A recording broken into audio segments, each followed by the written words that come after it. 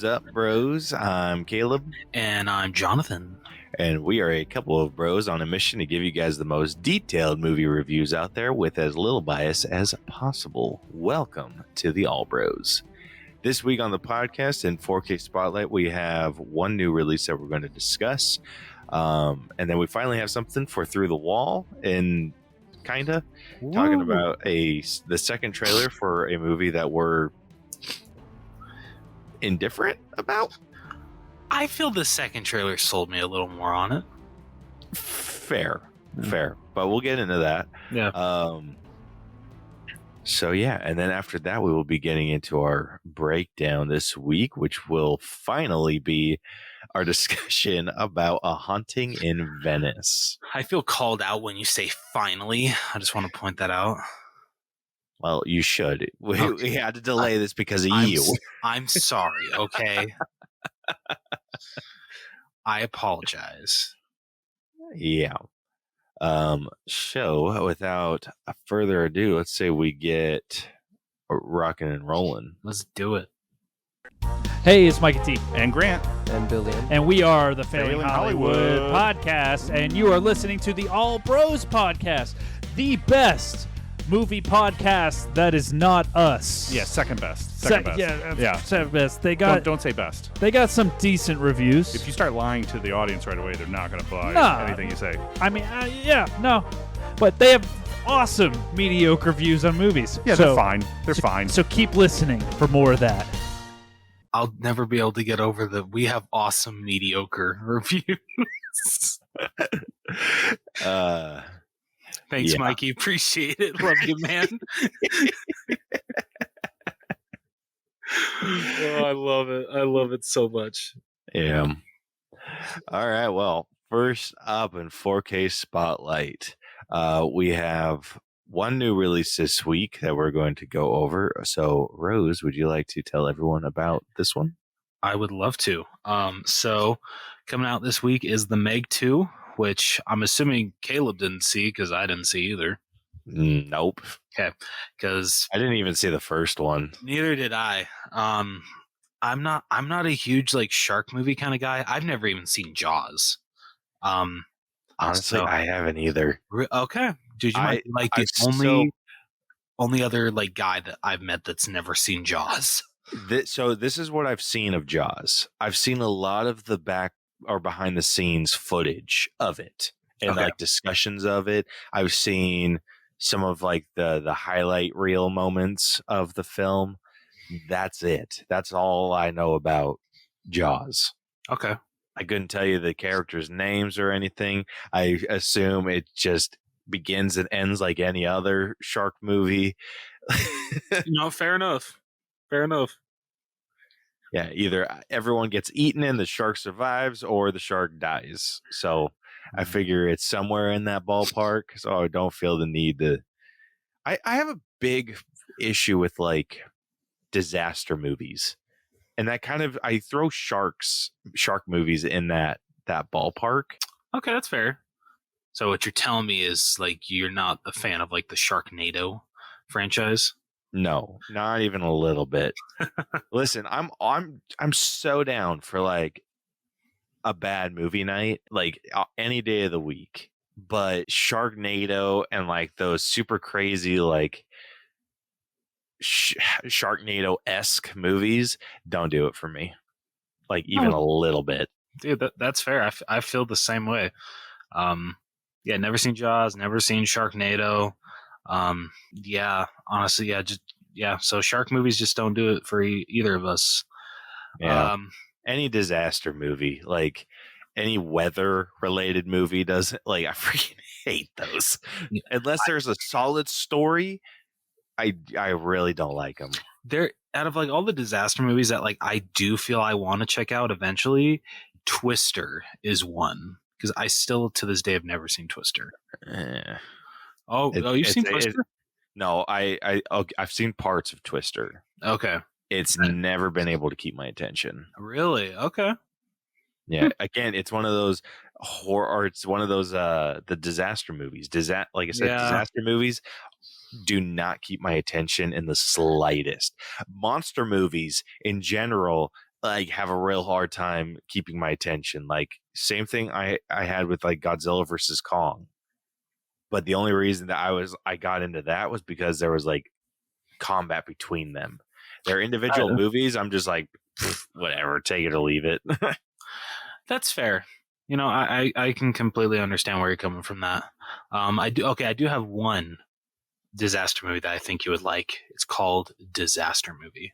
Is that like the disaster movie parody? Yeah. Have you ever seen that? I have not. Don't, dude. It's one of the worst. Papa Roach Shinedown concert. Yeah, dude. Have at it. Yeah. Hell yeah. Hope you have a great time, Sam. We appreciate you commenting. Yeah, our shit's free. You had to pay for that. Yeah, that's true. But yeah, no. Yeah, Disaster Movie, one of the worst parody movies I've ever seen. Oh, but it's like, but yeah, I think it's like absolute dog shit. But yet, I'll still come back to it occasionally if I'm in the mood for a parody movie, and I have no freaking idea why. Like, I really don't. But it's one of those guilty pleasure. It movies. might be. It honestly might be. God damn it. Anyway, so the Meg 2, The Trench. I don't know about you, but one, I didn't know that there were freaking dinosaurs in this movie. Dude, anything I've seen about this movie, nothing's been able to sell me about this movie. That's and this cover has done nothing. Dude, I feel that this cover, it looks too busy. Like, way too much going on, and oh my god, does it look photoshopped. It absolutely does, but at least it's consistently looking like that. Fair. All right, I can give you that. Other than that, I totally agree. It's way too busy. Well, like, I think what's throwing me is you kind of have to like really focus on the shark. Like if you start looking too much at everything else, it's like there's too much water covering his mouth, and so it like it's kind of blends into the waves, and then the waves are the same color as the sky, so everything just kind of blends into the sky. So it's kind of like a weird optical illusion. Yeah, dude, so true. Like you kind of have to take a second look to even realize that there's a freaking T-Rex on the front. Honestly, I would prefer it if you didn't include the T-Rex, if it was just the shark opening his mouth. Yeah. Like, I don't need to see what the shark is about to eat. Like, it could be way off in the distance. I don't give a shit. I feel that would have looked a lot cooler. Dude, this is an odd poster because, like, just looking at it, the nostrils kind of looked like I don't know about you, but I'm someone that sees faces in random objects. Yeah, well, now I do, you son of a bitch.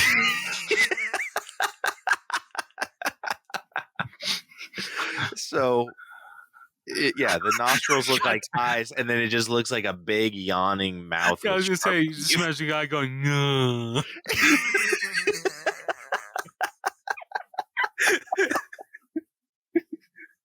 Exactly. Oh, shit. Oh, man.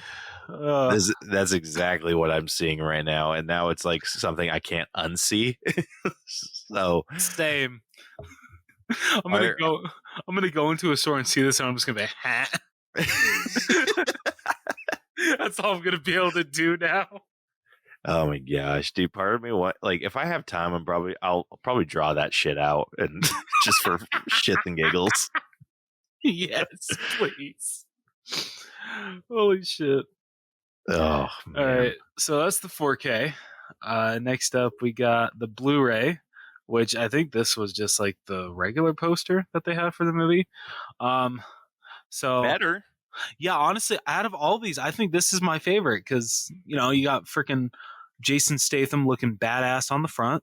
A close-up of the shark's mouth. Looks cool. Yeah, I'm digging this. I'm digging it too. It very much looks like he's been taking a picture on a green screen. True. I think the back image is just like way too clear. I think there should have been a focus on one or the other. That fair. Like I would have blurred Jason a little bit personally, or maybe that would have been a cool. Oh shit! What's that 3D effect again?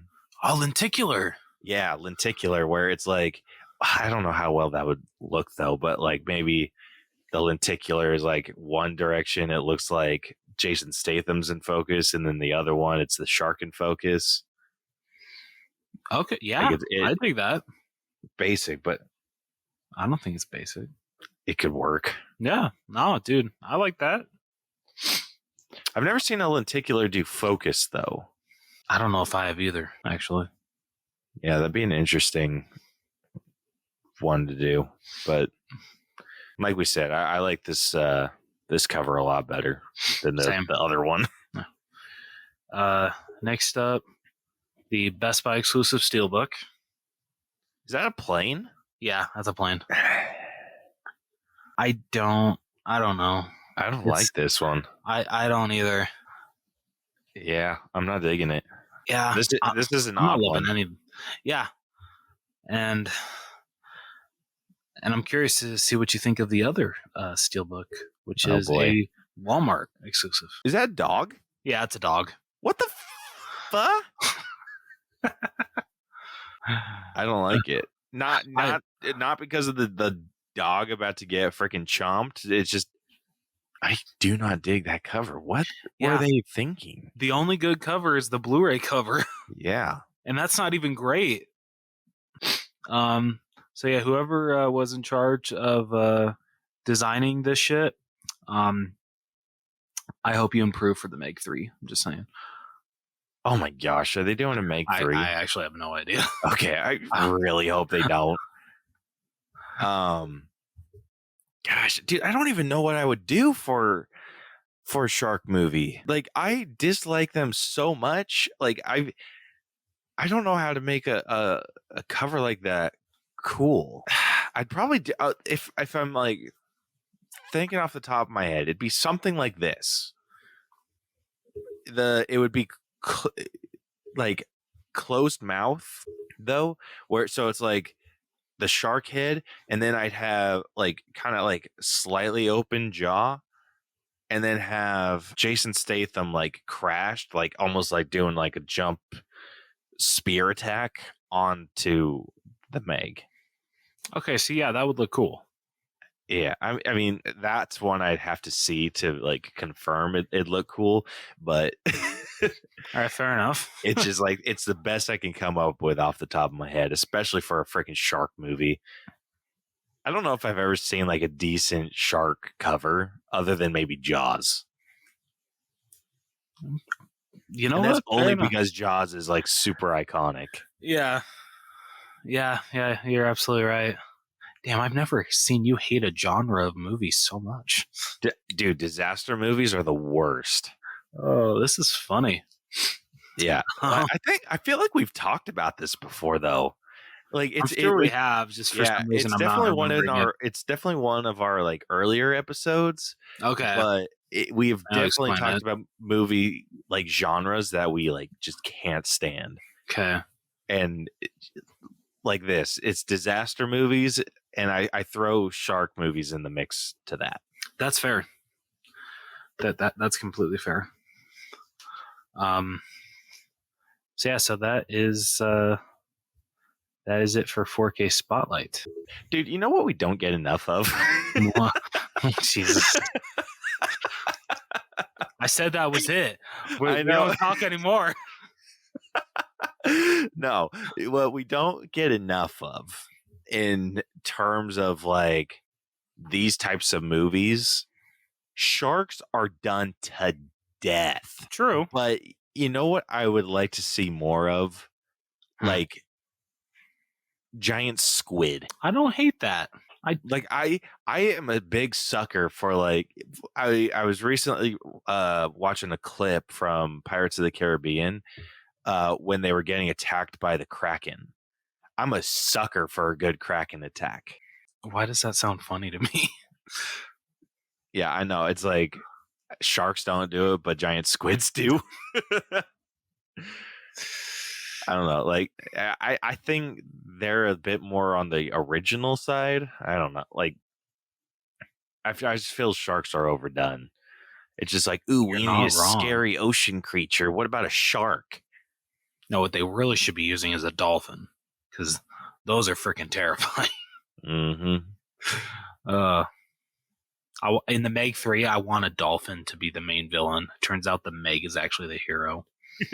That's what I want in the Meg 3. Or one of the freaking like bulb fish from like Finding Nemo. Oh yeah, like a giant one of those. That'd be freaking scary. Yeah, that'd be cool as hell though. That'd be trippy. But yeah, that's where I'm at with freaking disaster movies. That's fair. So I'm going to just speculate that neither of us have any plans or interest in checking out the Meg 2 or Meg. Honestly, if I'm not going to say that, it will really depend on how slow next year is. Fair enough. I feel like we're going to hit a freaking just stale period of time where nothing's coming out because of that damn strike. Yeah, that's true. That's a good point. Shit. Yeah, like luckily we're pretty packed until the new year. Okay. But once the new year hits, like there aren't very many movies off the top of my head I can like list that are coming out. Oh yeah, January is even with the strike, January is always a dead month when it comes to movies.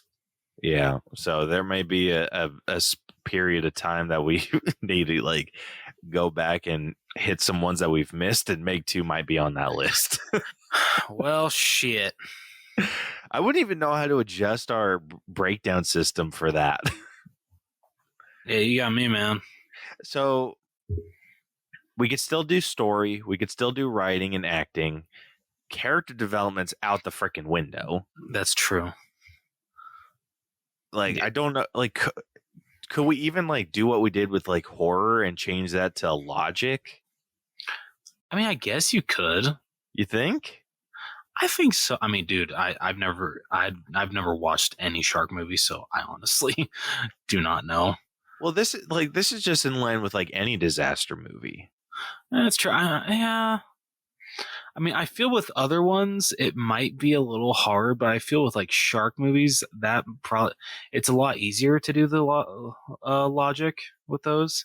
But like maybe like Twister, shit like that, it might be a little harder. Yeah. But effects we could do, music we could do. I mean, okay, I guess the real kicker is always character development, because that one gets shifted around a lot more than any of our other categories. This is true. Yeah. So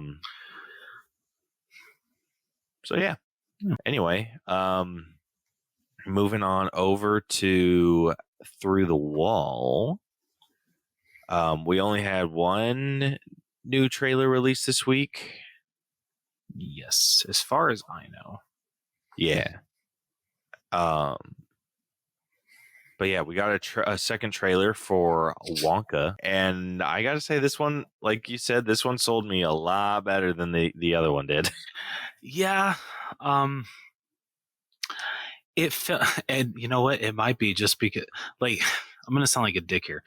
I think Timothée Chalamet is a really good actor. Like he's pretty damn good, but I felt in the first trailer he talked a little too much, and was the way that he was trying to be like so what's the word? I guess exaggerated, or like tried to project his voice so much that like it came across as kind of annoying.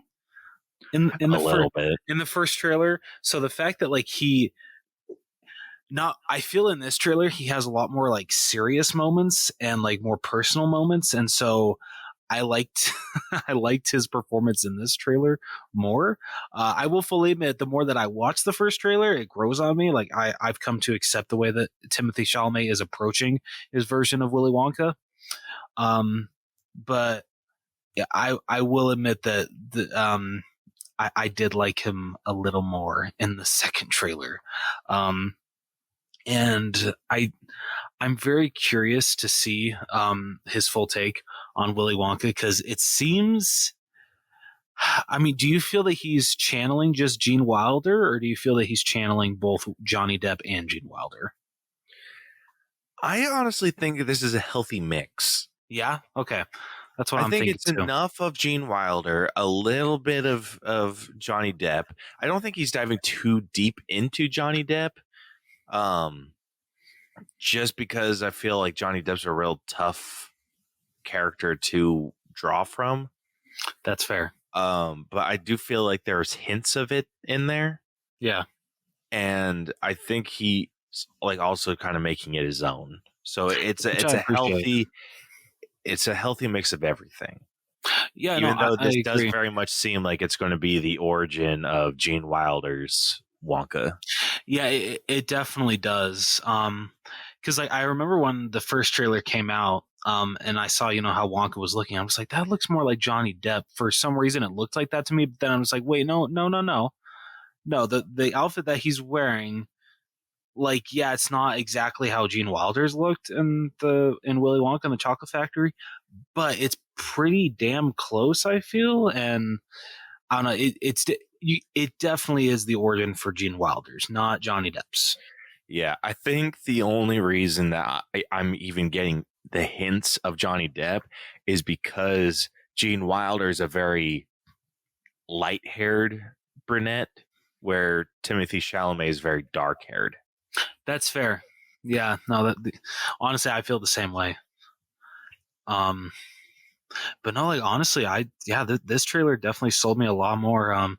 Definitely enjoyed Timothy Chalamet's performance more in this trailer. The more I see, the more I think he was a really good choice for Willy Wonka. Everything that they're doing with like candy, chocolate, like the atmosphere of it, the making process of it, it actually looks really freaking cool. I love the atmosphere. It not only in this trailer, but it looks like what it's gonna be in the movie. Like especially that like freaking like that alleyway, not alleyway, but just like that shopping center of just like all of these like chocolate shops, and then there's like these like what is it, like 4 people that are that will make or break your candy company. Yeah, I think this is going to have a really good transition between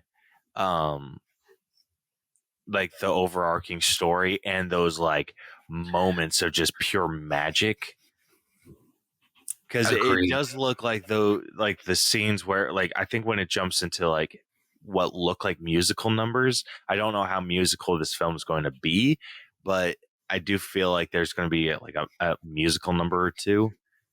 I feel like those are going to be really grand and epic, where the story feels very muted, and then it's eventually going to get to a point where it's like more and more magical. Yeah, and I feel for Willy Wonka that just makes sense. Yeah, exactly. I mean that's how it was with Gene Wilder's Willy Wonka.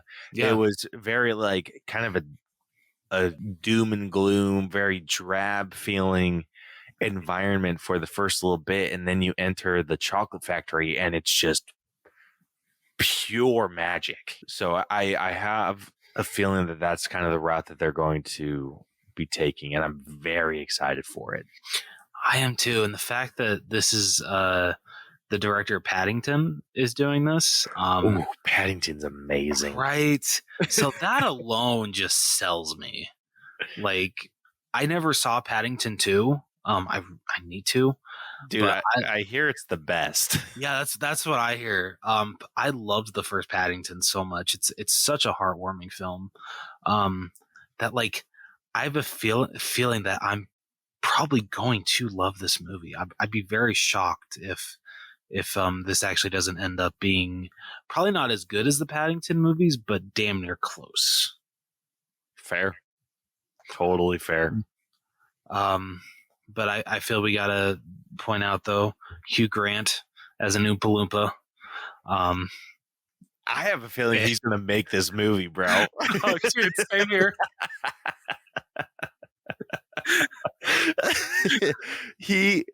I was not very sure about him with the first trailer, or at least when in the trailer that we got introduced to him, he sold me as a freaking Oompa Loompa damn near immediately.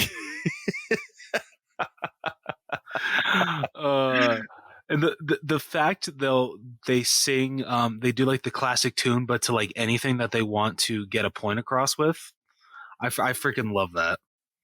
Same here. I am so sold on this. I cannot wait to break that one down. Yeah, dude, I feel I'm like that's so excited. That's either going to be a major flop or I think it's going to be a genuine surprise. It's one or the other. I don't think there's going to be a middle ground. I really hope it's a genuine surprise. I really, really hope so. Same.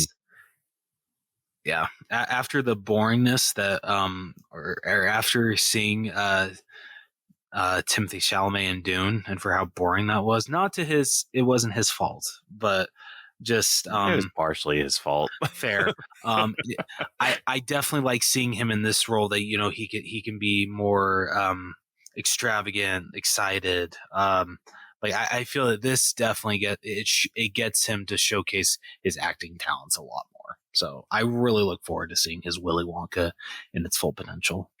I'd like to see how far this pushes him outside of his comfort zone, like during interviews and stuff. Yeah, because I mean, he does seem like he's a very like funny guy, but it's also kind of like seems like dry humor is his go-to. Okay, I haven't seen any interviews with him, but I could definitely see that with him. Yeah, I want to watch more stuff with him in it, where it maybe like see if there's any other movie where he's given a personality and not just the dry character. Yeah, the only movies I know I've seen him in is like one is Dune. He was in Little Woman, wasn't he? He was. Okay. I did not find him very interesting in that film. I found the film itself to be amazing.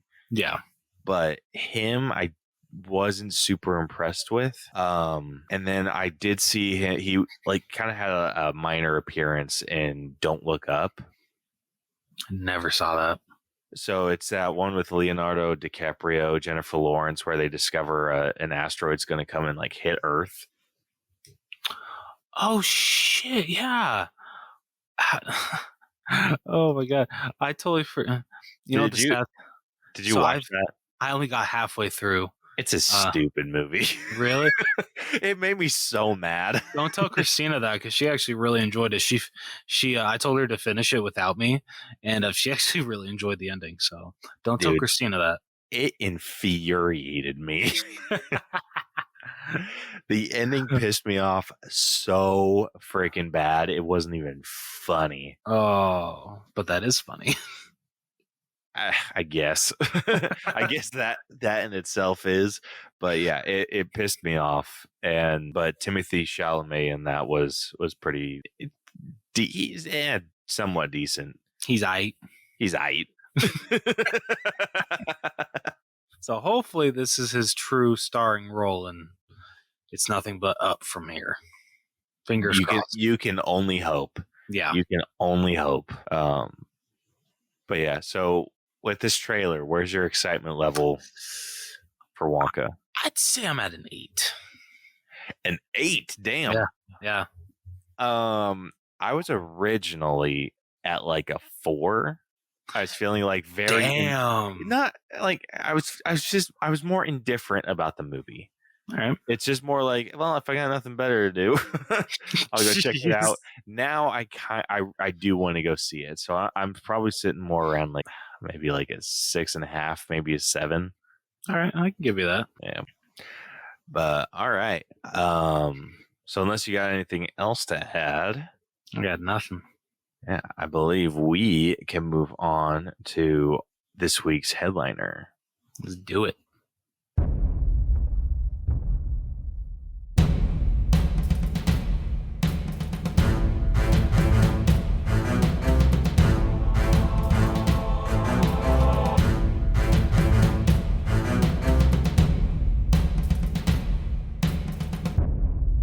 All right. We got our spooky atmosphere activated.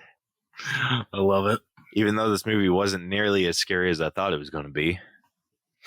That's fair. Yeah. I expected a lot more jump scares, honestly. I did too. I'm surprised that we didn't get as many as I don't know. I thought we were going to get more. Yeah. List but, on Kenneth Branagh. Yes. But first, we did ask a question of the week. And we did get a couple responses to that. I didn't check YouTube, but I know we got a couple on TikTok. And there's a couple from a few weeks ago when we were supposed to break down this movie, but didn't. My bad. Yeah, so let me pull that up. All right, doesn't look like we got any on YouTube, at least for that week. Let me see if I can find the week that we were supposed to break this down. Nothing on that one either. Let's see, on TikTok for the week that we were supposed to do this, we have yes, wow, sorry, brain fart, jeez. So we have 2 from that one from when we were supposed to break this down a couple weeks ago, and then 2 as well from this week for that question. So 4 in total from TikTok. Okay. So you want to take the ones from the old video, and I'll take the ones from the new? I would love to. All right.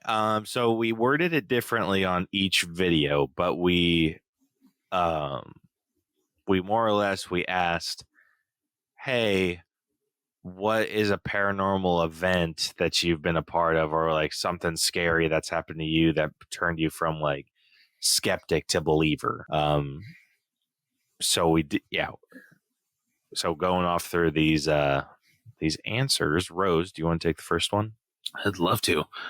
Coming from Flaccid Pancake, they said, I saw a shadow throw my cat off the table.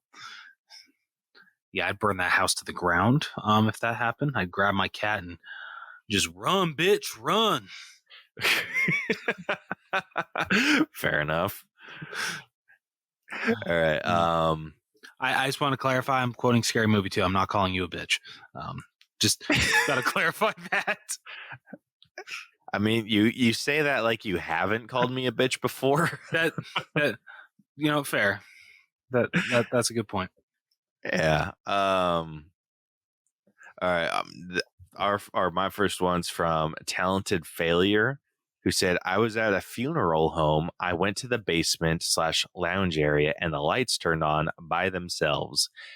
They were not motion detected.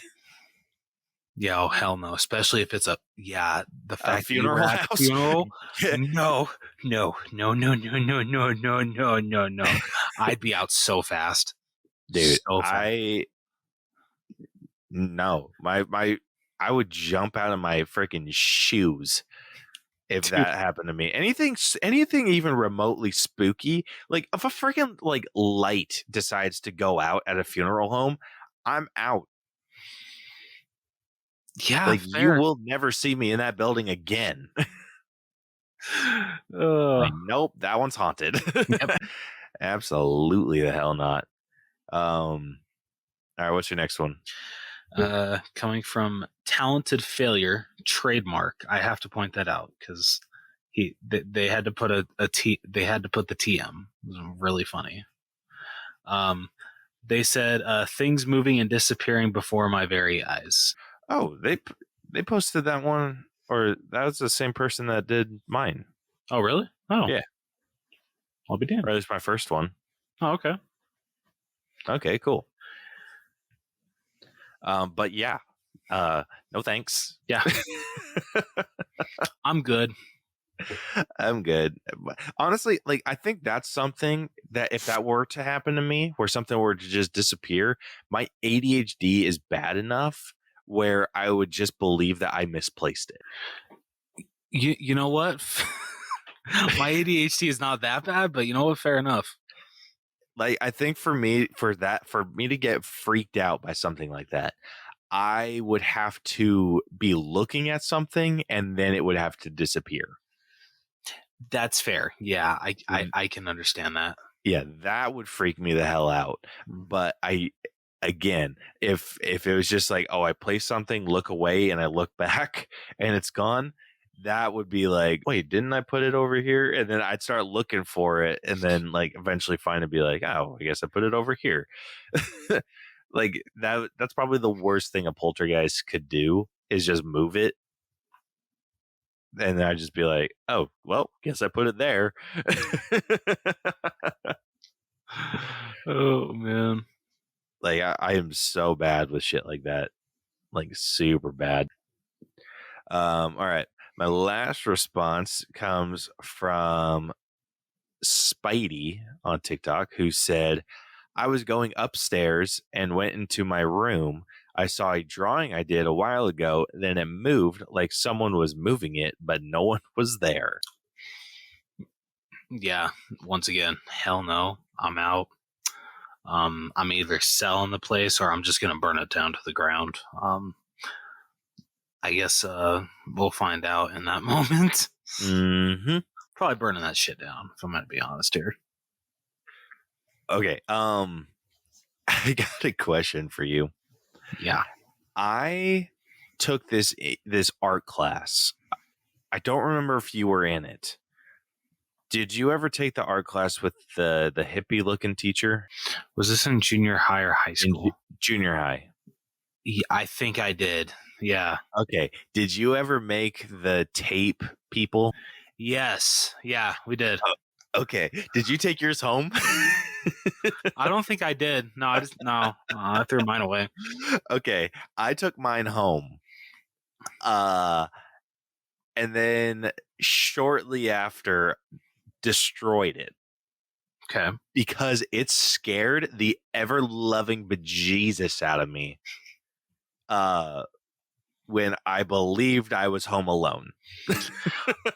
Oh God. Okay. So I came home. My mom had taken my brothers to something. It might have been like speech therapy or something. There was just some appointment. Usually when I get home, my dad is not home. So I walked or caught a ride with someone or whatever. And for whatever reason, I was home alone, or I thought I was. I had forgotten about this little tape person that I created, which for those of you that don't know, what he had us do was like wrap our arms up in tape backwards and then cut it off. And then we had to tape all of those limbs back together and create like a little, like a tape version of ourselves. Yep. So yeah, I took mine home because I thought it was cool, and I was like, yeah, I'm going to hang it up somewhere. So what I did, we had a kind of a coat rack looking thing, and we had just cleared it off, so it was like completely empty. So I had it hung up on string, so I just tied it to the coat rack because I didn't want to like lay it down on anything. So I hung it up, went upstairs, forgot about it, and then when I was home alone, I come running downstairs because I thought I was going to be slick and like try playing my Xbox when no one was around. I come down and I see this figure that's in it. So what I was trying to do was I'm trying to remember the pose. Oh, I was trying to do like one of those poses, like a Mr. Universe pose. Okay. It ended up turning into like that, like, oh shit, scary pose. Yeah. And so like I had like slept with this thing downstairs before, so it was like kind of up, but it was like kind of standing like this, so no big deal, right? Mm-hmm. I run downstairs, but the damn thing had tipped over, so it was down on the ground looking like it was like crawling, right? Oh hell no. Down. It just like, and all the lights were off, and my room was downstairs, and so it was dark as like all hell. So there was no light reflecting on this thing. So I just see this golem looking creature just like, and I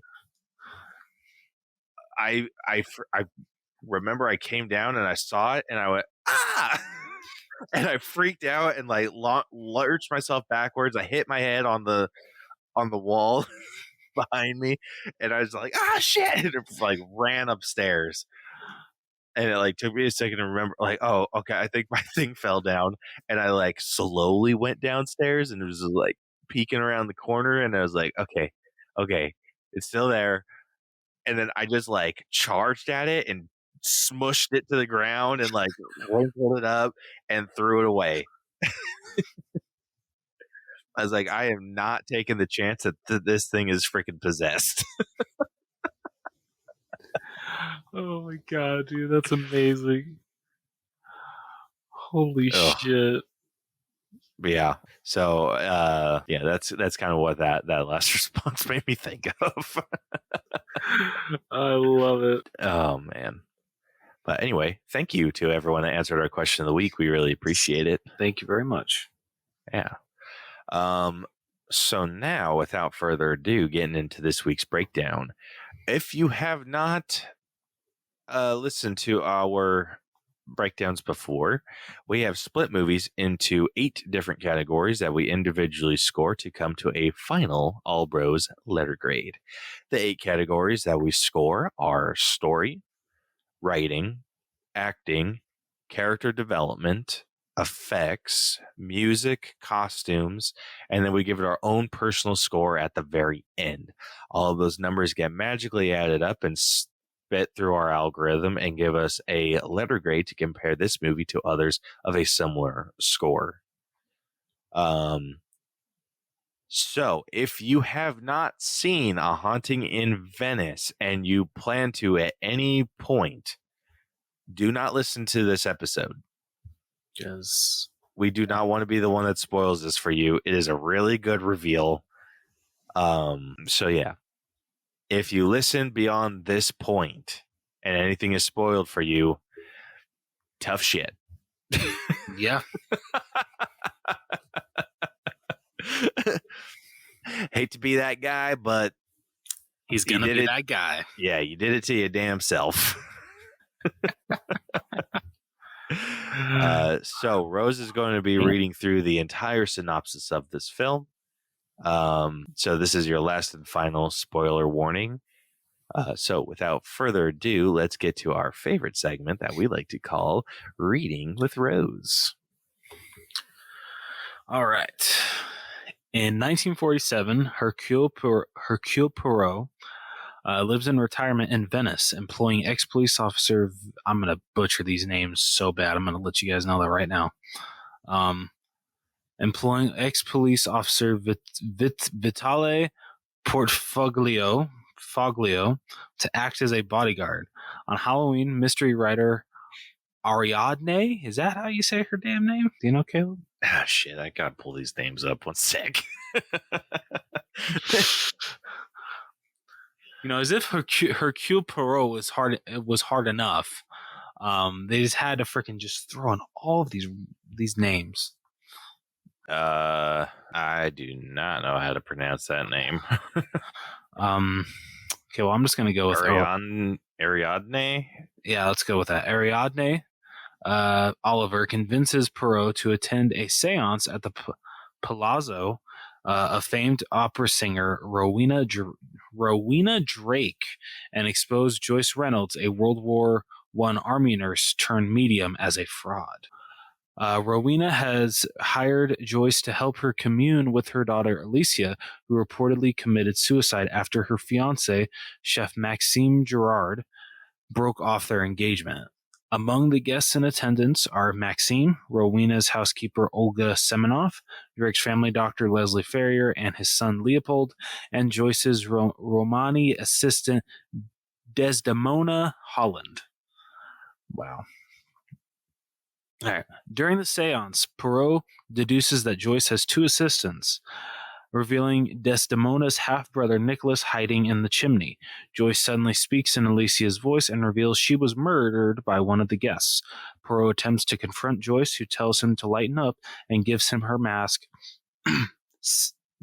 gives her her mask. Wow. And gives him her mask and robe. Seconds after an unknown assailant nearly drowns Poirot when he is apple bobbing, Joyce is found impaled on a statue in the courtyard. With a storm cutting off the palazzo? Yep. Okay, thank you. Poirot interviews the guests, during which he witnesses manifestations of Alicia's ghost and hears a young girl humming a tune. The investigation yields perplexing results.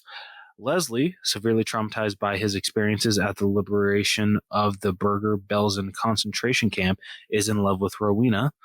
Maxime, who was not initially invited, broke off his engagement because Rowena did not approve of him, and Alicia was obsessed with keeping her mother happy. Nicholas and Desdemona have been stealing from Joyce and intend to use the money to travel to St. Louis, Missouri, which they fell in love with after seeing half of Meet Me in St. Louis at a displaced persons camp.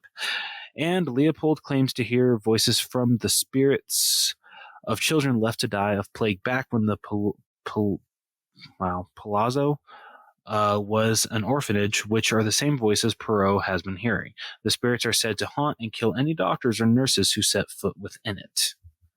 When the guests come across an underground chamber containing the skeletal remains of the dead children, Leslie suffers a panic attack and nearly kills Maxime. He is locked inside the music room to recover, Rowena giving Poirot the only key.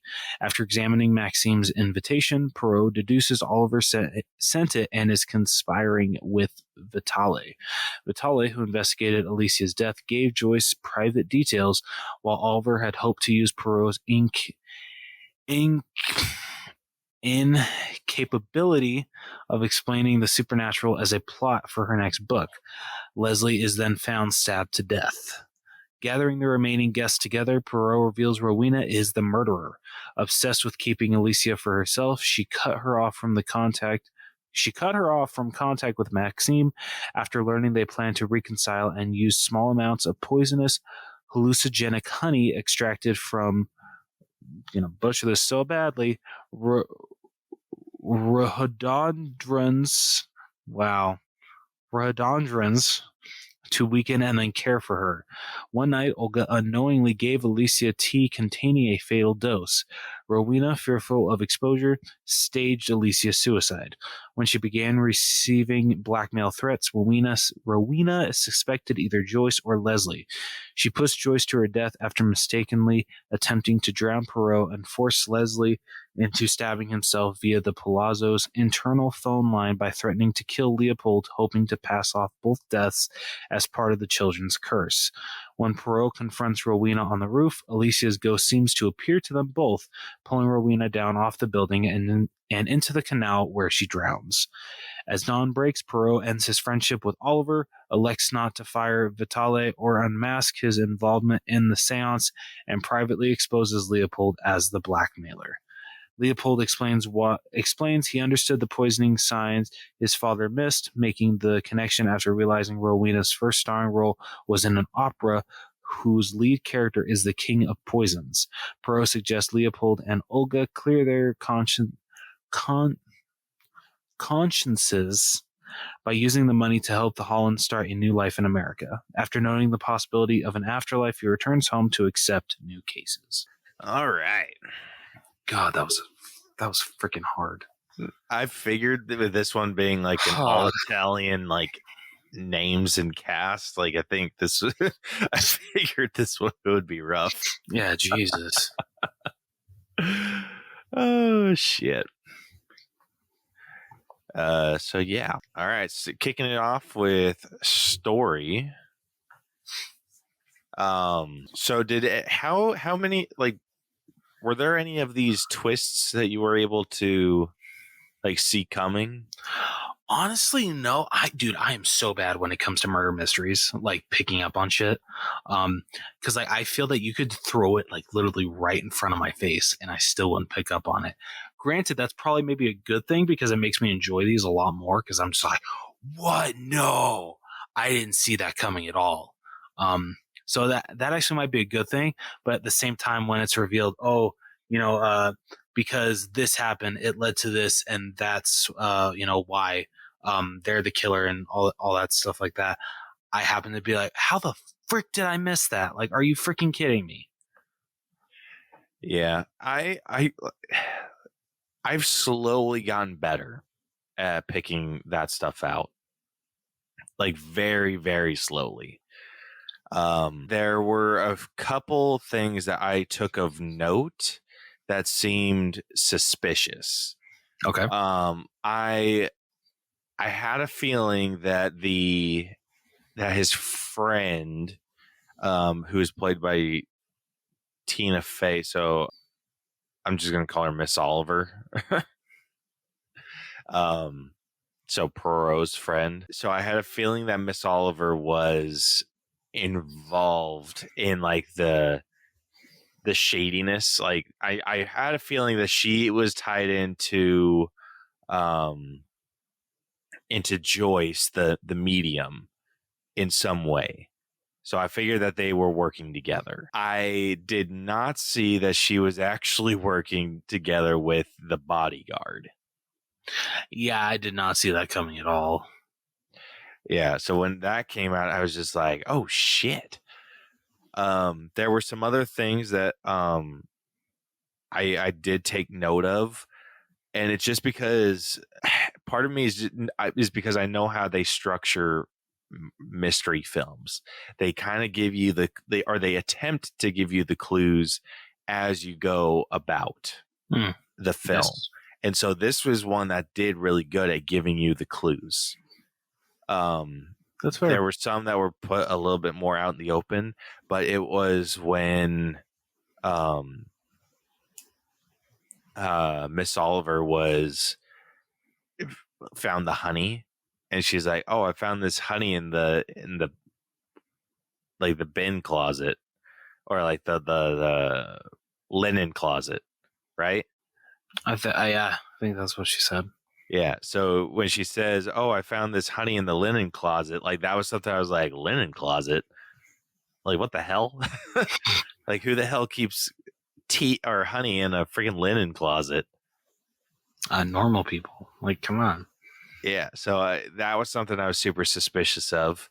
I had a feeling that when Poirot started like taking it, that there was something up with the honey. And so that made me like very suspicious of the mother. Oh shit, what was her name? Rowena. So I was very suspicious of her for a while. I was also suspicious because of like when she locked the doctor Leslie in the music room. I was like, I had a feeling that I'm like, she was putting on a show. Yeah. And that's exactly what was happening. She basically put on a show of locking him in that room. And I'm like, it's super suspicious that he's in there by himself, like locked, and then Poirot has the only key. I'm like, yeah, she's putting on a show for someone. So I was instantly suspicious of her. Her motivations for killing Dr. Leslie, I did not see coming from a million miles away. That's fair. So I thought that was a really nice twist. And then I'm trying to think of who else I was like super suspicious of. I wasn't super. The housekeeper, Olga.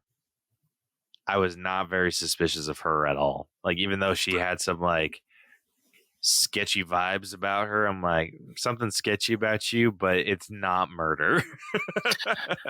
That's fair. That's completely fair. Anna throughout. I kind of it's the way that like when the murder of Mrs. Williams takes place, and Hercule Poirot says his classic, everyone's a suspect, no one's leaving here, and the fact that with Tina Fey's I'm just gonna say Tina Fey's character because I already forgot her name. Our Mrs. Oliver. How he just immediately just writes her off like, oh yeah, you're a good friend. I know you wouldn't do. I know you wouldn't do this. I'm not even thinking about that. Like, I'm sure a lot of people would think like, oh yeah, that should raise huge flags that she's a suspect, and it did for me. And honestly, like, it was cool to see that it turned out that she was actually working with the bodyguard, to basically to carry out her storyline for her next book, which that was actually pretty cool to watch unfold. But like, I just like, you're way better at guessing these murder mysteries than I am, because up until like it was actually discovered that, oh yeah, no, it was Rowena. Thank you. It was actually proven that it was the mom that was the killer. Like, honestly, I never would have guessed. Even though the signs were there, like you said, with with the honey linen closet, for some reason that shit just went right over my head. Didn't even think about that. But I mean, like, that really led to a great mystery. And when it was discovered that it was Rowena, like, I'll fully admit, I'm like, what? Excuse me. I mean, I wasn't the only one in the theater, so unfortunately I couldn't just be like, what? I mean, I wouldn't actually do that. Yeah. Can we just talk about freaking so it was me in my theater experience. It was me and then a family of 4, or just like a friend group of 4 that was in front of me. And literally throughout the whole movie, not even quietly, they were talking about, oh, I think it was her. No, I think it was him. Did you see that clue? Did you see that clue? I'm like, shut the fuck up. I don't care who you think it is. That is an at-home experience that you have to have. Right. Thank you. Just, Yeah, you can't freaking do that shit in theaters. Yeah. That is some bullshit. So freaking annoying. Like, oh my God. And I was in the back row. Like they were like 2 rows ahead of me. I was in the back row and I could still hear them. Like, swear, that's freaking annoying. Theater etiquette doesn't mean shit anymore. Dude, it doesn't exist. It doesn't freaking exist. It's so annoying. Anyway, dude, I'm with you. I am absolutely with you. Luckily I got a pretty decent screening where it was just me and like one other guy. Oh, dude, that sounds like a dream. Yeah, but he was like in the very back row, so I was like very front. Or I've started sitting more like closer to the screen. I usually do too, but it was kind of like, how I mean, I don't know if AMC or your theaters are the same way, but like, say if it's like a movie that either is its theatrical run is like way down the line, it's been out for a while, or it's just not doing well, Cinemark will definitely put it into a theater to where it's not like the huge amount of rows. It's only like 4 rows. So with those, I usually like to be in the back just because I feel that like the middle where I usually like to be, that's where I usually like to sit. I feel that's a little too close for me. That's fair. That actually was the situation for me when I went to go see No Hard Feelings. Oh, okay. Yeah, it was only like a few rows of seats, so I did sit in the back with that one. Okay. I get it. But yeah, so when it's like a bigger theater, I usually sit, or I've started, like I used to sit like way in the freaking back, and then I became blind and I had to, or I started sitting a bit closer. So now I'm like, I'm still like a little far back. I'm like I like to sit more of the front middle. Okay. Yeah. I feel it's a great placement. Yeah. I've also started sitting there because I've heard a lot of different things stating that that's where sound mixers will sit when they're working on the sound for the movie. Interesting. Like they say, so this is where they sit, and so they basically attune the movie to have that be like the ideal location. Huh. All right, very interesting. Yeah, kind of an interesting little tidbit. Yeah, that's cool. But yeah, freaking theater experiences are so hit and miss. It's not even funny. Yep. And it's just getting worse.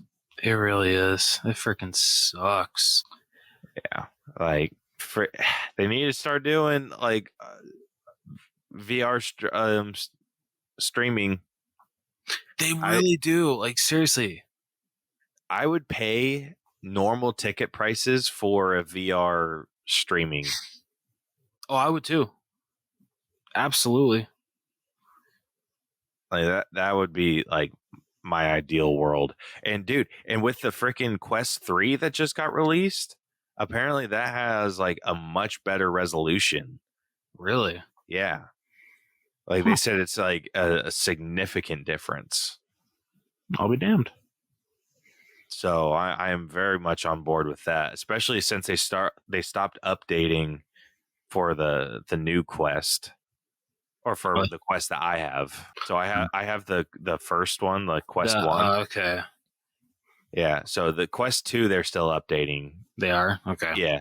And but yeah, they just released the Quest 3, and the Quest 3 is like their new pride and joy. So I'm going to see what it'll take to get one of those, because I think that'd be sick.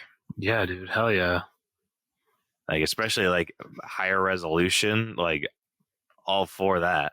That's just going to make our viewing experience that much better. Dude, if they can accomplish 4K on a freaking VR set, oh, chef's kiss. Dude, if they do that, I'm freaking done with theaters. Fair. That's fair. And I will be buying a pimped out freaking set of headphones, where I get to experience like the magic of surround sound with 4K. Are you kidding me? Bro, I would never again. Yeah, fair enough, man. Fair enough.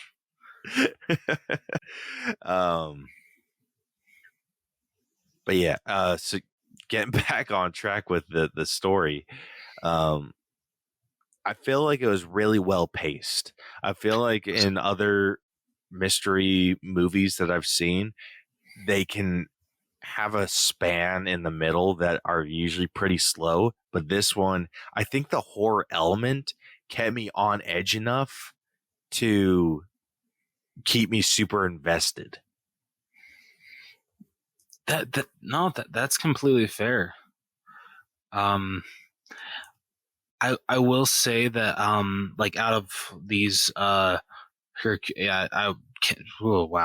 Branagh murder mysteries, he's the 3 that he's done so far.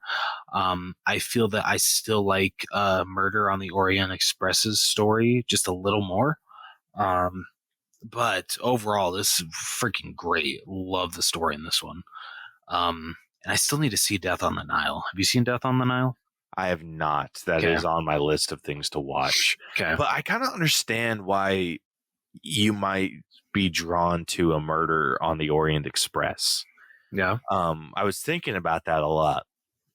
I think part of it's maybe because it's an unconventional conclusion to the murder mystery, where it's not just one guilty party, all of them were guilty. Yeah.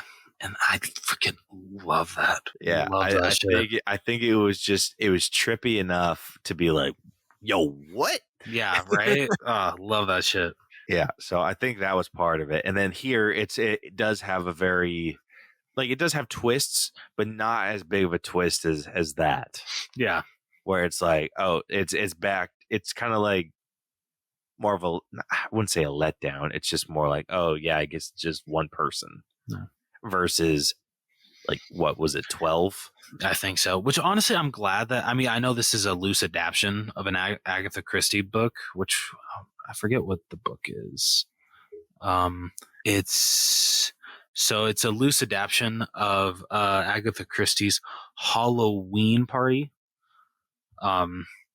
So I mean, I've never read that, but I'm kind of glad that it was just one killer, because I feel if like I don't know, I feel that a If group they would have pulled the everyone's guilty thing again, it would have cheapened. It honestly would have, and like I feel that like everyone's guilty only works for. I feel it only worked for Murder on the Orient Express. And I don't know, like I don't know how it goes with Death on the Nile for who or how many people actually did it. But just for this one, it felt right that it was just one person. Yeah, it absolutely did. So where are you sitting with story? Like overall, like really good story. Hercule Poirot, his way of, the way that he the way he is a detective in not only this but all these movies is just so intriguing, and the way that he goes through just to find all of the evidence, the motives, is just so freaking good, and I love watching it. So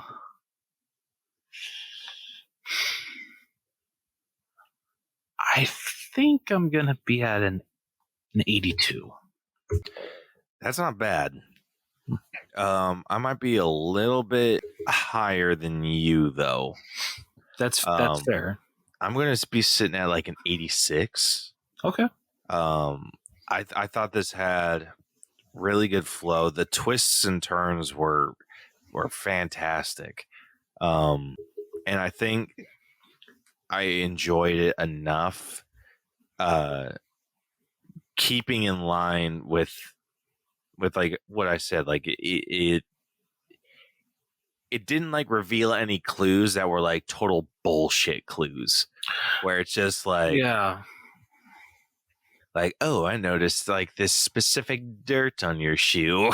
Like, freaking shut up. Like, it was all clues that we could have caught and we could have followed along with if we were smart. Which we not. Yeah. We'd be a pretty shitty team of detectives. Caleb definitely would be better than me. But I don't know if we would be I know that we would not be good as good as Hercule Poirot. Dude, not even close. Like, I would have been that dumbass that would have like heard like, oh, I found honey in the linen closet. That's weird. Can I have some? And then I still would have drank it. Like, that's a weird place to find honey. Yeah. Why does it taste funny? Oh, I guess. No, it's probably nothing. And then dead. Yep. Oh, man. Yeah. And then it's just like, yeah. And then like later on the roof, tea that makes, or honey that makes me feel weird, and weird bees. Interesting. And then once again, totally overlooked it. Oh shit. Like, it's shit that I would have noticed but not been able to put together. Yeah. That's funny. It's like, honey, bees. What? Like, you sound like a DIYer.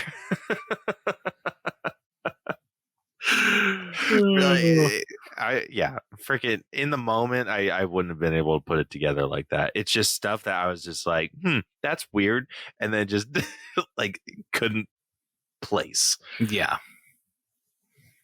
All right, moving on over to writing. I felt this was a pretty solid script. I agree. I feel that, I mean, I don't know if Kenneth Branagh wrote the script as well. Does it say? It says that Michael Green wrote the screenplay. Okay. Okay, I guess it makes sense. Yeah, honestly, I feel that the writing here was just as strong as his other as the other murder mysteries that Kenneth Branagh has done. I don't know if shit, already forgetting his name. If Michael Green did the other two as well, but honestly, I feel that the writing was strong, really, really strong here. I don't know what it is. Maybe, I mean, it's been a little bit since I've seen it, but I felt though that Hercule kind of not took a backseat in this one. Not didn't take a backseat, but it felt like he was more involved in the other ones that I've seen. Or is that just me? I wouldn't necessarily say that he wasn't involved or like kind of took a background part. That's true. I don't know. I just expected to see him a lot. Well, okay, maybe I'm losing my mind. No, because he was very present. I don't know what the hell I'm talking about here. Yeah, disregard what I just said. I'm gonna shut up now. I think what you might be getting at, and I absolutely agree with you, is that he in the previous movies it was very much following him. It didn't like cut away to the other characters nearly as much. That's true. Because like up until the part when like the murder happens of Mrs. Williams, and then he goes back to being a detective and really gets into it. Of course, I don't know. It didn't feel like a Hercule Poirot movie until that point. It felt like he took a sideline to his own movie, or he took a freaking back burner to his own movie. Yeah, I think that was part of it too, because it's this man who's been like one of the best detectives in the world, kind of like getting back on the horse. Yeah. So I think maybe that's why it took a bit of a slower start, is because it was like him like refining himself as a detective. Okay. Oh, yeah, okay. It did pick up like halfway through. That is true. I will fully admit, like the first like 20 minutes were kind of a little slow for me. Yeah. It not that it I had a hard time. It had a hard time keeping my attention. It's just I was kind of like, okay, can we kind of get to the murder mystery? Like, can we just did someone already die? Yeah, like, can we get to the detectiving? Because that's what makes these movies enjoyable. Yeah. Unfortunately, with this one, I think I'm going to have to go lower than my stories grade. I honestly agree. For me, I'm not. I don't feel that I've gone down to 70s. I still feel that it is in the 80s, because like when we actually get to the murder mystery part, it is well written. It feels it reminds me why I enjoy these movies as much as I do. I know I haven't seen Death on the Nile, but I freaking love Murder on the Orient Express, and I really enjoyed the writing in this one as well. So I'm gonna be at a solid 80 for writing. I'm probably going to drop down about as much as you did. I'm going to sit at like an 83. All right. I was thinking 84, but it just fell a little high. No, dude. Really get it. Yeah. All right. Next up, we got acting. So going through this cast real quick. First up, we got Kenneth Branagh, who played Hercule Poirot. We have Tina Fey, who played Ariane Oliver.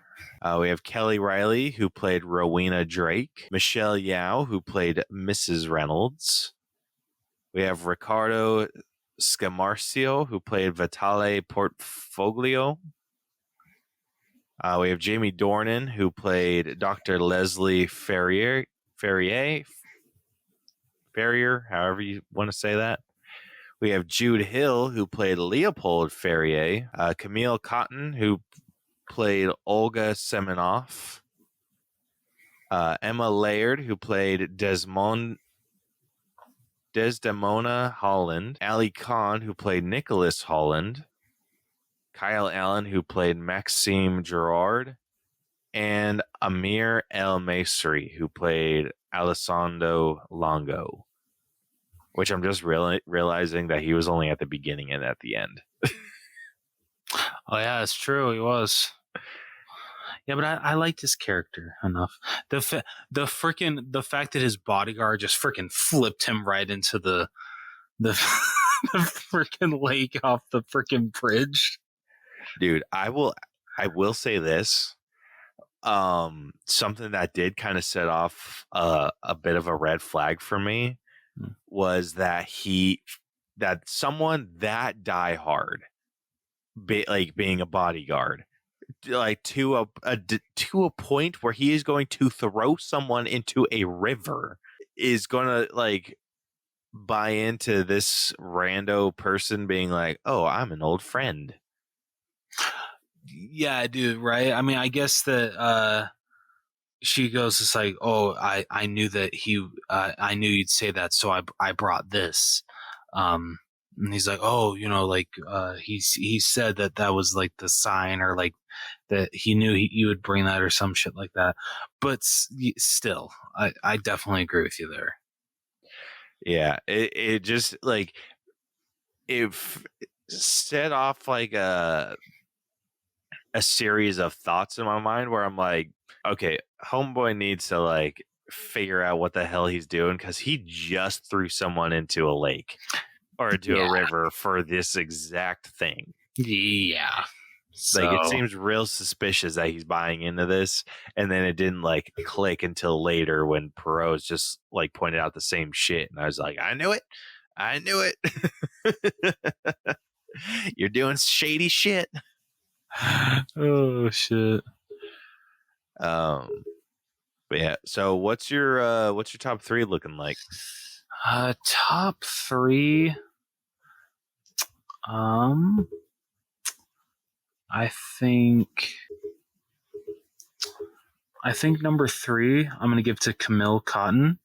Loved her performance. She was fantastic as Olga, and especially that scene where Hercule is having his one-on-one with all the victims, and just everything that she's telling him is honestly like. I feel not only a great character, it's a great character moment for her. And I feel that scene just solidifies like, yeah, no, she's not the killer. Like, there's no way. And even if you guys, like, even if it turned out she was, I'd be like, that's bullshit. You only did that to like be surprised, like make it a huge surprise. Cause I could never see her character doing that. I'm with you, dude. I didn't suspect her whatsoever. I'm like, something about you is like a little dark, a little shady. Yeah. But it's not this. Yeah. You're not a murderer. Yeah. Like, if there's anything about you, it's like maybe there's some shady dealings on the side, but nothing, not yet. You're unrelated. Yeah. Number 2, I will give to Tina Fey, who played Ariadne Oliver.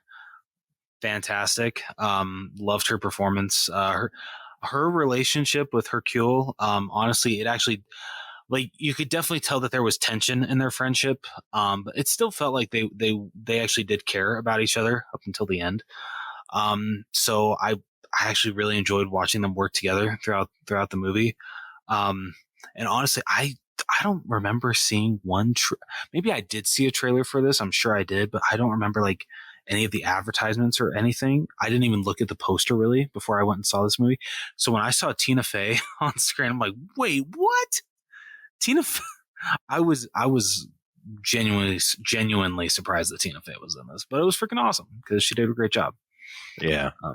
But number 1. Oh, sorry. I don't know if Tina Fey. She's one of those actresses. I don't know. I have a hard time considering her like a good actress. Like, Damn. Like, listen, she's good enough to like make the movie watchable. Okay. There's no argument about that. She can't do character work for shit. She like every movie she's in, she plays Tina Fey. Damn, the guy's got a point. Yeah, I mean it's the same issue with like some other bigger name people, and it's usually comedians that are like this. Yeah. They can't do comedic work for shit. Fair enough. I'm sorry. Not comedic. I meant character work. They can't do character work for shit. All right. That's and fair. She's just one, like, I don't think I've ever seen her in a role where I've been like, oh my gosh, like she really brought her A game. I'm like, yep, that's Tina Fey for you. Touche, man. Touche. But I'm sorry. I'm still sticking with her for number 2. I gotta. You gotta stand by it. But number 1, I definitely got to give to Kenneth Branagh, Hercule Poirot. Once again, fantastic. Maybe it's just seeing it on the big screen. His mustache is a little distracting. His mustache is a beautiful thing, you heathen. It's okay. Maybe it's not the mustache. It's the little not soul patch, but do you know what this is called down here below your lip? Like yeah, this it's your soul patch. It is your soul patch. Oh, my bad. It wasn't the mustache. It was that distracted me. I don't know why, but that just for some reason distracted me in some parts of the movie. But looking past that, did he have that? Like he's had that though, right? I think so, but for some reason here it was like more prominent to me, and I'm not going to say it looked weird, but it kind of like took me out a couple times. But no, once again, he is fantastic in this role. I love him so much in this role. The way that his character just goes about solving these whodunit mysteries is just great. I love his thought process. It's absolutely fantastic. And Kenneth Branagh, just absolutely amazing job. So yeah, got to give number 1 to Kenneth Branagh. I absolutely agree with you on that. Kenneth Branagh definitely deserves the number 1. My number 2, I'm probably going to give to Kelly Riley, who played Rowena.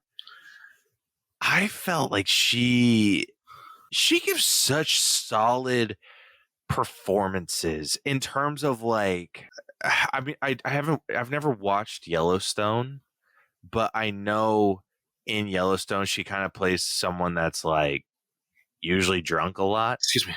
And she very much like she plays that role very well. I feel like it's hard to like walk that line of being like a good actress or like being good at playing drunk or high or whatever the case may be.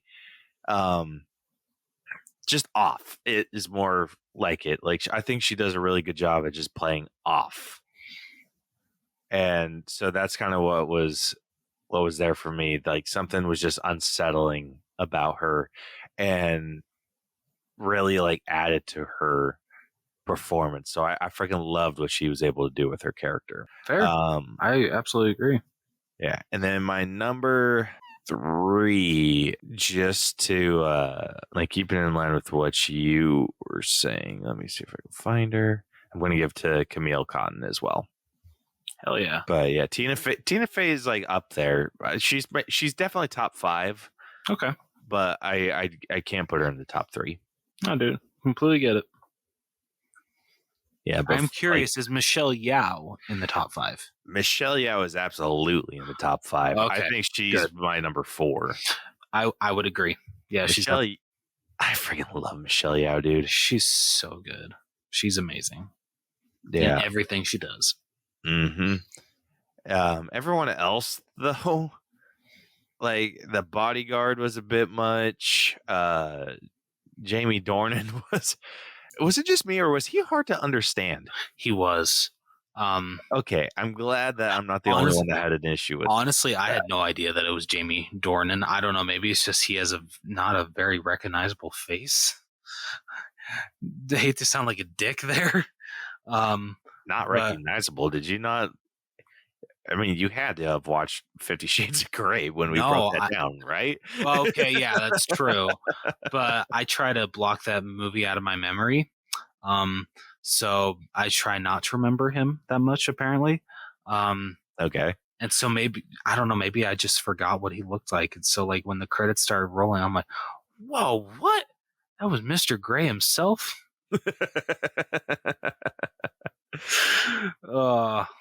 Yeah. I will say this. The kid, Jude Hill, he gave a friggin' baller performance. He did. Yeah, he was really freaking good. Yeah, so major shout out here. Yeah. If anyone was threatening Tina Fey's number 5 position in my book, it's this kid. That's fair. That's completely fair. What'd you think of the siblings? The siblings were eh. Yeah, I felt the same way. Like once I found out what their motivations were, I'm just like, I could care less, bro. Oh shit.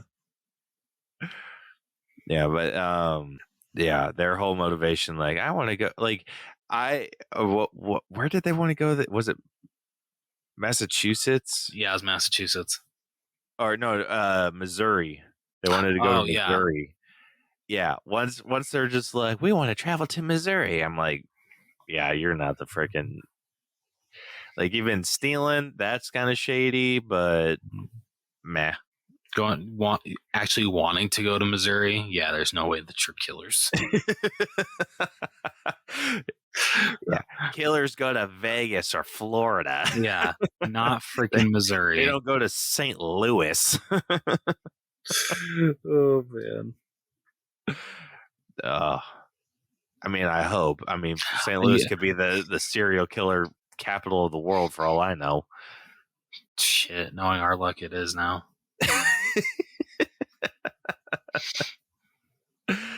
All right. Moving on over to character development. Obviously, we kind of had to do this off of Hercule. Yes. So what did you think of his growth as a? Honestly, I thought it was really good. Watching him as someone who's retired from detective work, and then Tina Fey's character, convincing him to, come back to it, bring him to this Halloween party at this supposed haunted house or haunted mansion, whatever you want to call it. And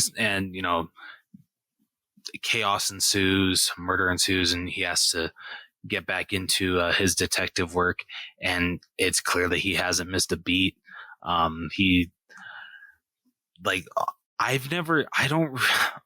think I've only watched like the Robert Downey Jr. Sherlock Holmes movies, so I don't really know a lot when it comes to Sherlock Holmes' work. I haven't really, not only have I not read any books, but I haven't really seen a lot of media with him. So when it comes to like detectives and like this kind of like detective work, old school, like whodunit kind of stuff, I love it. And I feel that Hercule Poirot is my favorite when it comes to this kind of stuff. So yeah, just seeing him get back into the swing of things, not missing a beat, and leading up to when he discovers who it is, and then that gets him back into detective work. I wouldn't say it's like huge character growth, because he literally he's retired and then comes back into it, and so I feel like. So neither of us have seen Death on the Nile. I have a feeling that something happened in that pushed him to retirement. Yeah. And I really wish that I would have watched Death on the Nile to understand if anything happened prior. Same here. Because it did seem like he was very anti mystery. That is true. And then he kind of reignited his spark and passion for it with this instance. Hey, we never put in our scores for acting. Oh, we're freaking dumb. Rewind. Whoops. What you said for acting? Just because my top 3, I'm sitting at an 85. The supporting cast definitely kind of brings it down. Yeah, they brought me down to like an 84. Fair enough. All right. Okay. Now, fast forward, back to character development. Where are you sitting at with that? Just I feel that I would be able to judge this better on if I saw Death on the Nile, but just looking at this one for his development, I feel that like it's cool the directions that his character goes, and him getting back into the detective work at the end, and starting up his work once again. But I don't really see that he didn't really get a lot of character development. He just went from being out of the game, getting back into the game. So nothing really special. So I'm at like an 80. That's actually exactly where I was sitting too. My average is sitting at like a 75. But I do think this was slightly above. It wasn't anything too special or grand. So yeah, I think an 80 is a very solid point for this to be at. Hell yeah. All right, moving on over to effects. There weren't too many special effects. A lot of this was done practically, which I appreciate, because every moment when oh my god, the daughter's name, do you remember? Alicia. Whenever she is shown, especially towards the end when she pushes her ghost pushes her mother off the balcony to her death.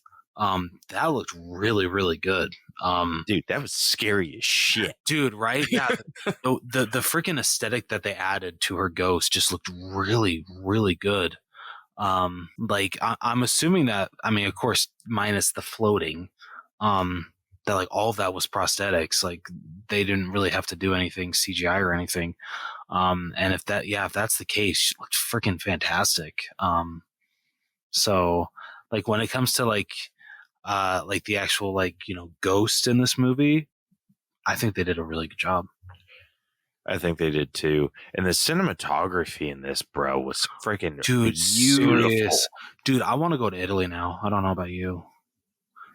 Same. I don't care if there's a haunted house there. I want to go to Italy. Yeah, dude. One of the shots that stood out to me was the last one. Dude, yeah, when it's panning out from his office space on top. Yeah, that was freaking stunning. Yeah, that was so beautiful. Oh my god, yes. Yeah. Oh my gosh, I can't get over that. I freaking was just. I stayed for the credits just to finish that whole sequence out. I'm just dude, bro, same this here. looks freaking sick. Same here. I also wanted to make sure, and I also say because I didn't want to. I wanted the freaking family to leave before me, so it's also fair. why I stayed. Yeah, definitely fair.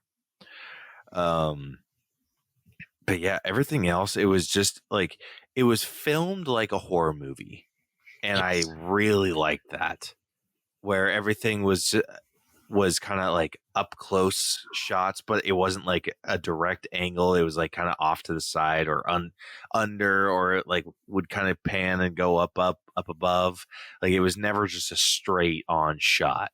Yes, which I loved. Yeah, and it kind of had it very much had those horror movie ingredients to it, without ever having to resort to anything you'd see within those movies. Yes. So for someone who is a major freaking pansy, it made it very enjoyable to watch because, like I said, it had those elements, so it kept me on edge, but was enough for me to be like invested. Yeah. And just like it kept that tension. But like obviously once it started, the movie kind of had a bit of a slow start. Yes. Yeah. Yeah. But yeah, no real complaints here. Like I even think the scene where the medium gets basically skewered by the statue, like that was pretty great. Yeah, that looked really good. Yeah. So no real complaints here. Like this is probably a high point for this film. Agreed. Where are you sitting at? I think I'll be sitting at like a 92. I'm sitting around an 89. Okay. I don't think it's quite cracked 90s for me. As good as it was. Yeah. It's just, I don't think it was quite in the 90s for me. That's fair. That's completely fair. All right, next up we got music. So what were your thoughts on this soundtrack? I mean, with this kind of movie, you're not going to get like, like a famous pop song or, like a toe tapping musical number.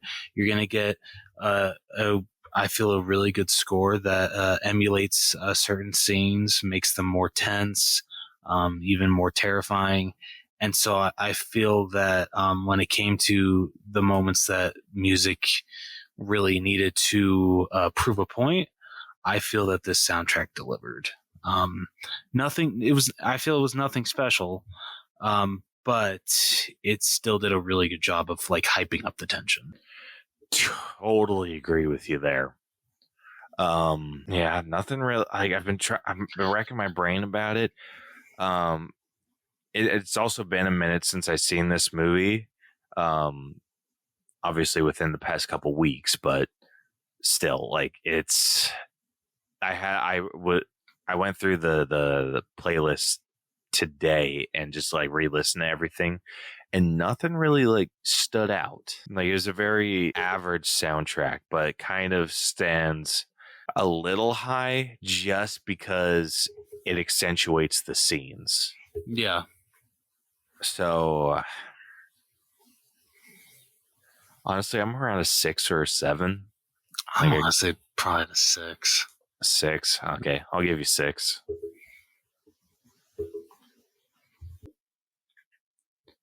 All right, last up we got costumes. I feel these were really solid. These weren't bad. Yeah. I feel that they fit the time period very well.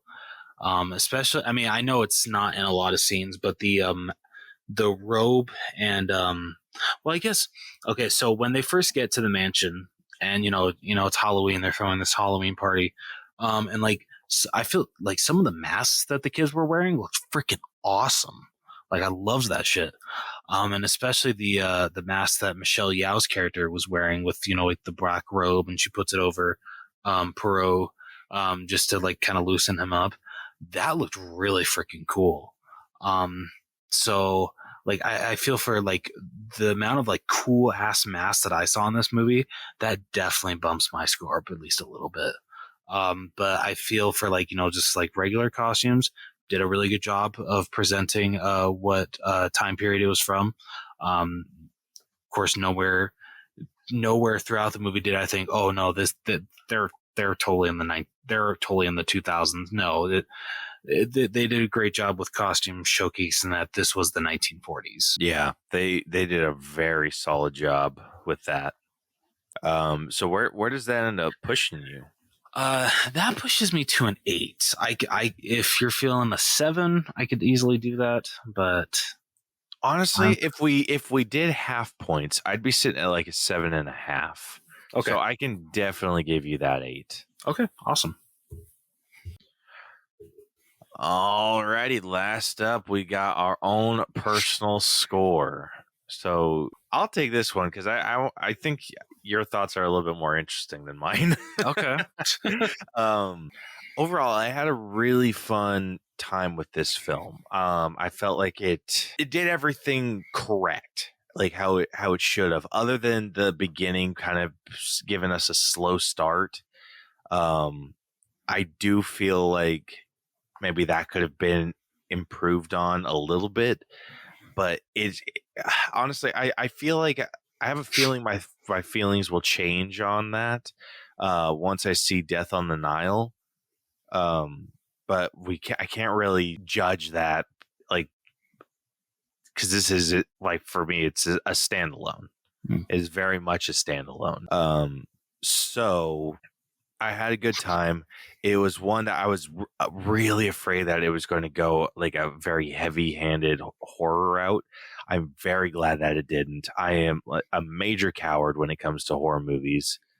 So I was able to sit through and watch it and have no issues, but I still had that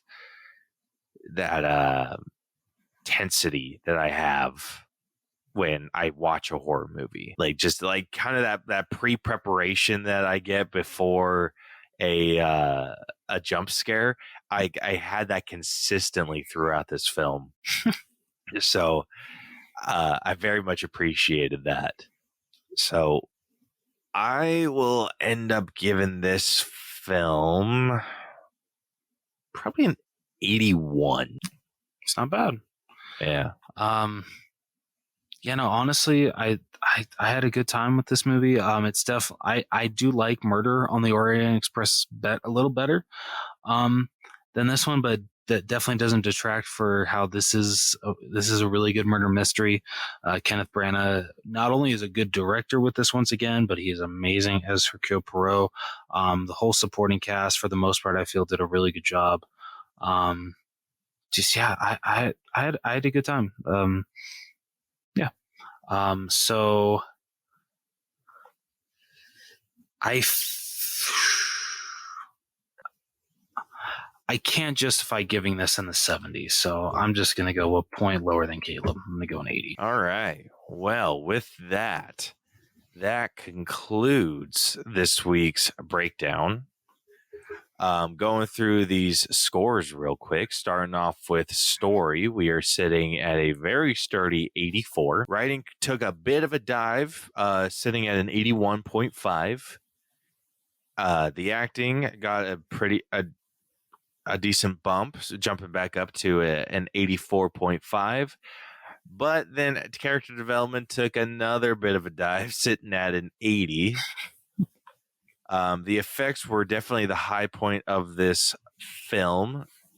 So I secretly changed it. I noticed that, you asshole. I was hoping you wouldn't notice. Yeah, everything that you said, it definitely talked me down a little bit. So, sorry. So our effects with Rose's adjusted score ended up averaging to an 89.5. It is still the high point of this film. The music was fairly average, but did enhance the scenes as well as they should. So we ended up giving this a 6 out of 10. Our costume score had a pretty decent bump, and that's par the course for timepieces. Yes. So we ended up giving this an 8 out of 10. And then finally, our personal score ended up averaging out to an 80.5. So with that, the final All Bros letter grade for A Haunting in Venice has come out to a... Wait. There we go. B minus. Okay. Not bad. Yeah, not bad at all. I can agree with that. I absolutely agree with that. I am actually curious because we did or we have scored Murder on the Orient Express before. So I'm interested to see where that one ended up. Well, maybe if I can freaking find it. Oh, funny enough, we did give Murder on the Orient Express higher. Oh, okay. Interesting. It How is much higher? It's sitting at a B. Okay. Yeah, I can definitely agree with that. Yeah. At least for me personally. Yeah. Talking this one through, I think I'm on the same page. Yeah. Okay. Hell yeah. Yeah. So Haunting in Venice. Where did you go? Okay. So this ended up averaging out to an 82.5. So yeah, so this actually is sitting up high enough. So out of all of our B- movies, which we have 36 of, this is sitting at our number 4 slot. Okay. Hell yeah. Yeah. So this is since we do the 4 above. So this is sitting, like I said, an 82.5, which puts it directly in line with Scream 6. Oh, okay. So I can absolutely agree with that. Yeah, I can too. I like that a lot. Yeah. So that puts it below Gran Turismo, which is at an 82.56. Okay. It is below the remake of Mulan. Real? Okay. Wow. I didn't know that Mulan scored that high. It's super close. It's 0.1%. Okay. Damn. Yeah, so it's like barely. Let's see. It's also sitting below The Greatest Showman. Okay. It is sitting below Jumanji, Welcome to the Jungle. Fair. And then it is sitting below Violent Night. All right. Not bad. Yeah. Going the opposite direction, it is sitting above The Hunt. Okay. It is above Chippendale Rescue Rangers. Oh, that kind of kills me. If it makes you feel better, that's another one that it's barely above. All right. I'll accept that. It is above Let's Be Cops. All right. I can accept that. Yeah. It's above Smile. Really? Wow. Okay. Yeah. And then finally, it is above Ron's Gone Wrong. Okay. Not bad. Not a bad placement at all. Yeah. So I'm very happy with where this ended up. I am too. This is probably one of our least controversial ones that we've had, at least in the past few weeks. That's true. I don't know. I'm pretty controversial about Chippendale. Like that deserves to be higher. Of course you do. All right. Well, with that, I think that wraps up this week's episode. Yeah. So with that, I guess this has been the All Bros podcast. If you guys have enjoyed this episode and want to listen to more of our stuff, be sure to follow and subscribe to us wherever you listen to podcasts. We are damn near everywhere. You can also find us on social media. We are at the All Bros on everything. Facebook, Twitter, or X, Instagram, TikTok, LinkedIn, Letterboxd, like anywhere that you can, any social media, I'm pretty sure you can find us somewhere. Yeah. So yeah, be sure to go check us out. If you want links to everything that we do, be sure to check out our website, which is tinyurl.com/the All Bros. And if you want to hit us up, if you want to suggest an episode for us to do, if you want to join us for an episode, or if you have like a recommendation or whatever it may be, if you want to get in contact with us in any way, shape, and form, you can also hit us up.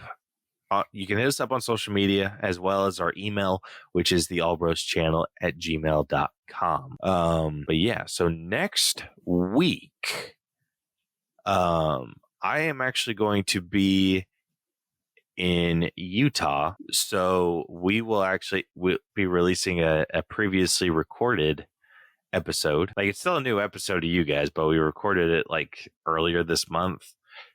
So you guys will be getting that. And we will be breaking down Avengers Age of Ultron. Because we couldn't think of a Halloween themed movie off the top of our head. Yeah, no, but it was leading into November, so it's just kind of like, it works. It does, and it's an Avengers movie that doesn't get enough love. So, yeah, it is one that we had previously scored. So it's a little bit of a new thing that we attempted, and you'll see how it is. You'll see how it is. Yeah. So yeah, but you can look forward to that. And until then, this has been the All Bros Podcast. I'm Caleb. And I'm Jonathan. And we will catch you guys next time. Deuces. Oh, what the fuck was that? What the hell was that? Caleb hit puberty twice. Oh, man. That was rough. He was trying to channel his inner Herbert. That's what he was really trying to do.